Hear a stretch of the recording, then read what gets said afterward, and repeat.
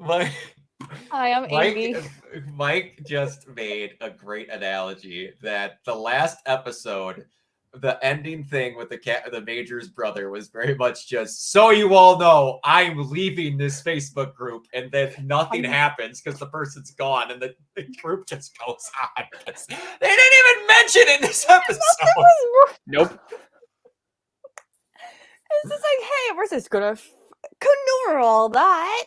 That was like, we can only be so sad in these episodes for a certain time, so we can't talk about that until we have allotted sad time for later. That's why I'm inky. There's different sadness in this episode, but I immediately, when I saw the like somber tone of them all coming off of that ship, I'm like, oh no, that's not good. And I put in the channel like, I already don't like this, and then they're just like, no. Time to go to work, guys. Yeah, we're gonna put that in a neat little package, and we're not gonna talk about it until later because we've got other expositional dialogue to get through. Oh boy! All right, so, oh my gosh! So now the next emotion that we get to have Violet learn is loneliness. I feel like we have the emotion of the week. Yeah, the emotion of the week. We have a Pee-wee's Playhouse version of what's the word of the day, kids? Oh, yeah. There's monsters of the week. There's villains of the week. Now there's emotions of the week. Yeah. I didn't sign up for this.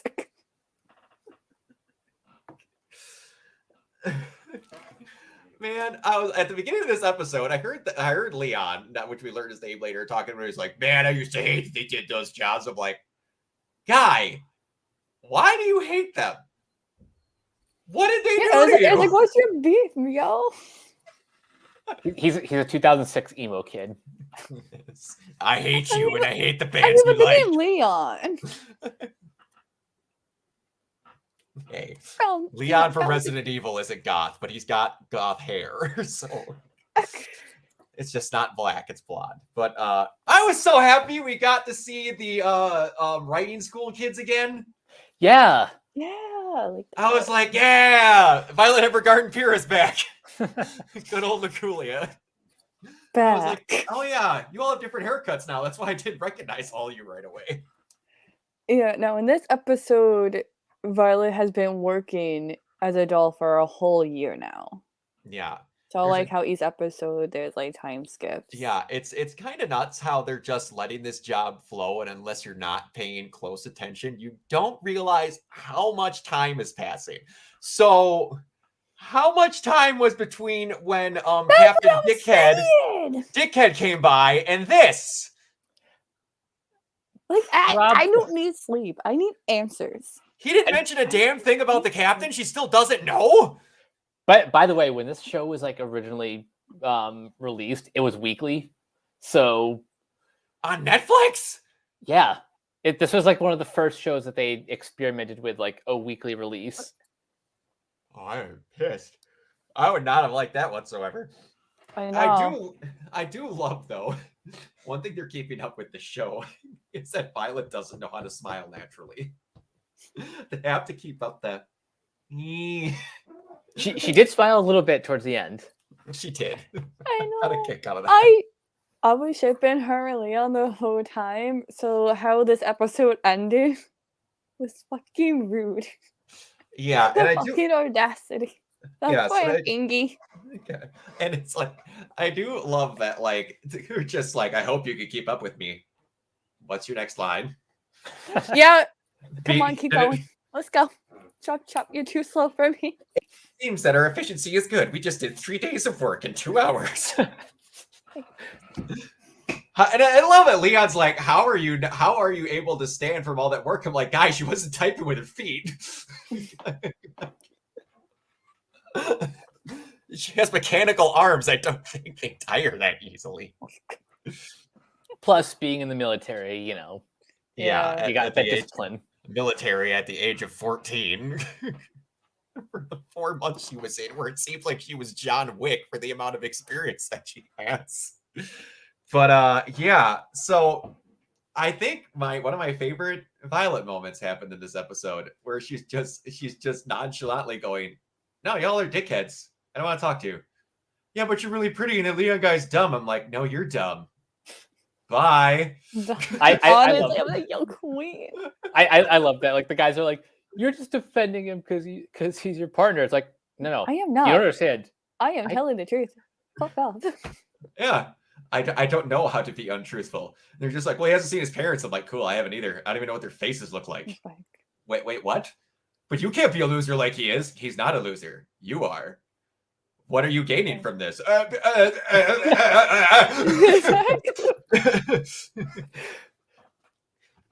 I wish to be that petty. Like, how? It's just it's so good. And and all of her dialogue is so not over the top. It's so just base level of like, yeah. That's how every sane person never has to go overboard. They just have to go, oh, I'm good. She's the most level-headed person in, like, all of anime. It's kind of ridiculous because she doesn't. It also might be because she's just like, since I don't have a great grasp on human emotions, I'm just like, why would I want to even think to be a dickhead? Yeah. Like, that's not amusing. And when you don't have the emotion of even thinking of that, just kind of like, I'm thinking only logically here. That's dumb. I'm not weird. I don't think I'm weird.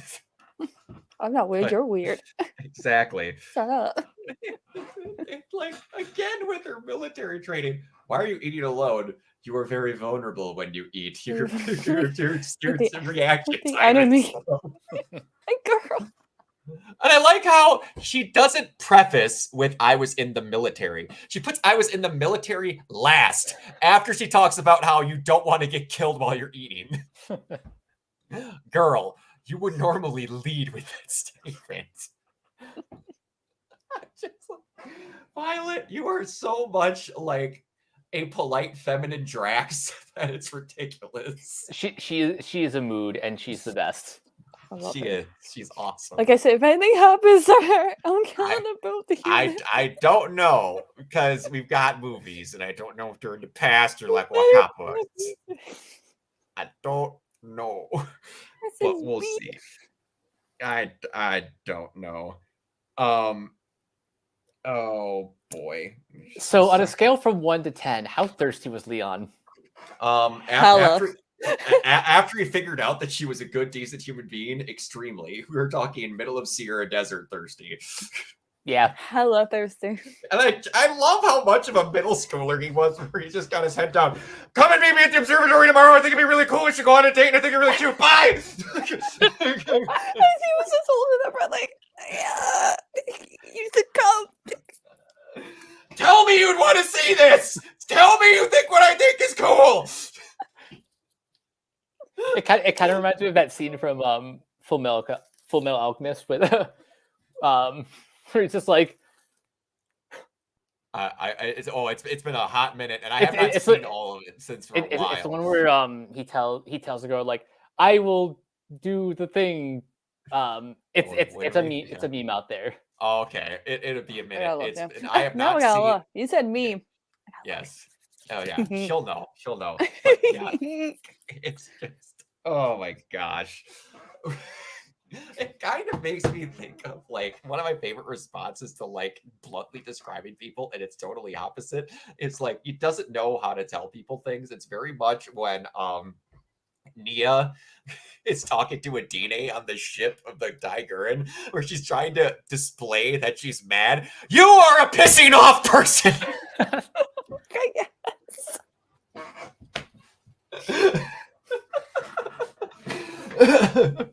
Oh man, it's just everyone. They are so good at overdoing, but not overdoing at the same time.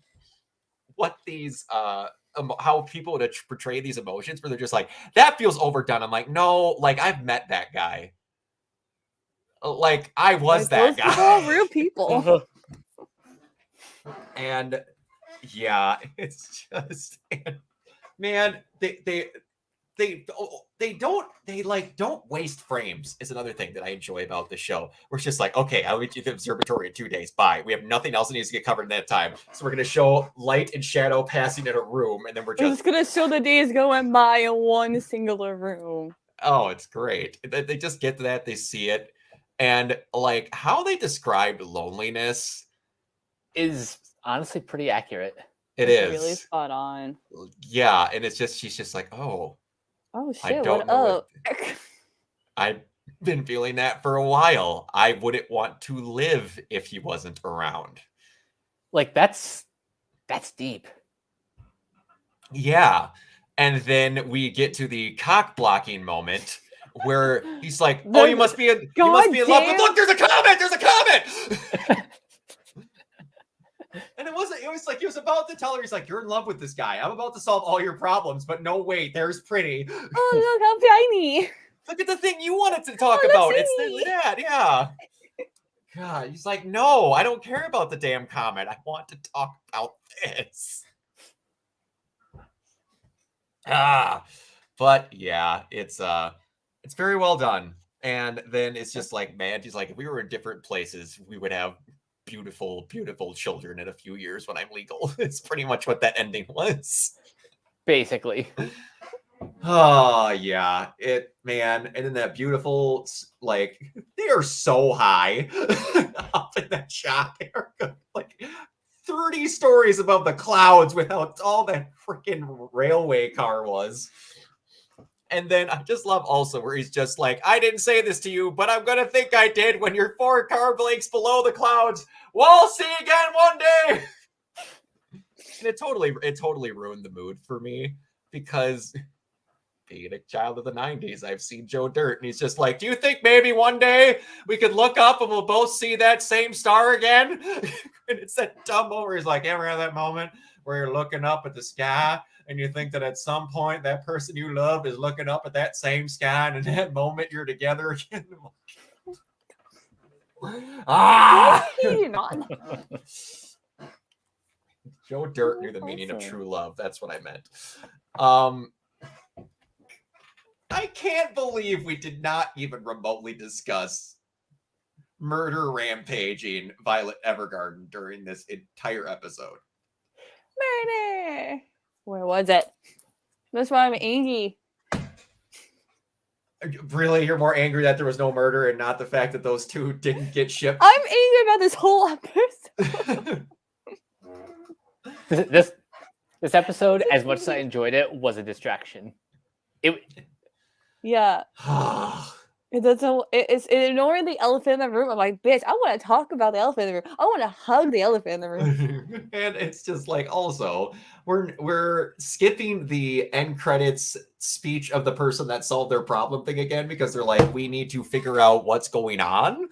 And they're just like, we're not going to give you any information that we want to. Wait, not yet. We're just going to sprinkle it here and there. It's not time yet. Yeah. Although I have a feeling the next couple episodes are going to be pretty heavy. Because the truth has to come out eventually. We have 6 episodes left. It has to be, but like next recording section maybe. Probably. We get that. We get that's full whack with it. That's our luck. That's probably what's going to happen. But boy, yeah. We'll have to deal with it when it gets there. All right, Mike, where can everybody find you? You guys can find me on Twitter at Captain K42. You can find my quick thoughts on letterboxd.com/CoachK42. And you can find me in all the various Facebook groups just at my name. You can check out Renegade Pop Culture on Facebook and Twitter at Ren Pop Culture. Also on YouTube. You can find us on Podchaser and the Banana Meter. Listen to all of our podcasts on Anchor, Spotify, Apple Podcasts, etc. And last but not least, everything can be found at renegadepopculture.com. You can escape, so do we. And Michelle. And you can find me on Twitter at 028. And you can find me everywhere at Organoid0. And until next time, we will see you all later. Bye. Peace.